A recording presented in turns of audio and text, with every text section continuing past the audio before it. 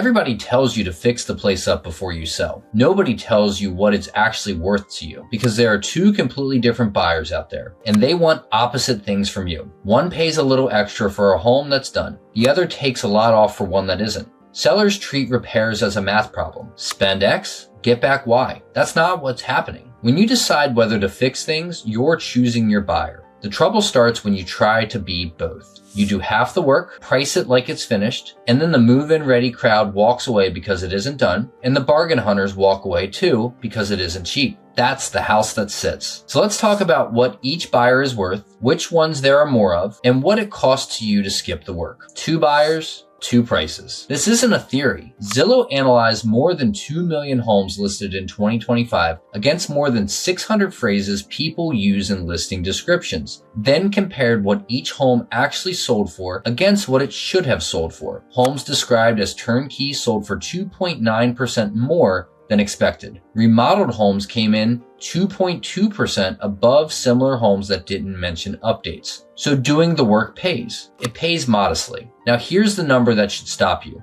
Fixer-uppers sold for 14% less than expected. Read those together because the gap is the whole story. Finishing the job gets you low single digits. Not finishing it costs you double digits. Your downside is roughly 6 times your upside. That's not a coin flip with a small edge. That's a lopsided bet, and most sellers have never seen it laid out that way. The two pools are not the same size either. Both buyers exist. There are a lot more of one than the other. A survey of more than 2,000 homeowners found 62% bought a move-in ready home. Only 28.1% bought a fixer-upper, and the small pool is wearing out. Given the choice again, 88% of fixer-upper owners say they'd do something differently, and better than 1 in 5 say they'd skip the fixer-upper entirely. Zillow's senior economist, Kara Ng, named the reason. When affordability is tight, the last thing buyers want is another expensive project waiting for them. A finished house gets financed over 30 years. Your project doesn't. They have to write a check for it next month on top of everything else they just paid. So as is still a real option. It just puts you in front of the smaller, thinner crowd, and now you know what that crowd charges. The repair you skip doesn't disappear. It moves. You don't get to skip the repair. You only get to decide when you pay for it and who sets the price. Skip it before you list and it shows up on the inspection report, and now you're discussing it with somebody who has your house under contract and knows you want to close. You're not negotiating from your kitchen anymore. You're negotiating from their side of the table. Sellers are catching on, but not fast enough. 39% of sellers heading into this year expected to make a concession. 46.2% of sellers who actually closed in May made one, the highest May share Redfin has on record. So sellers are underestimating this by about 7 points. The bill comes either way. The only question is whether you pay it at your number or at theirs. So before you spend $1,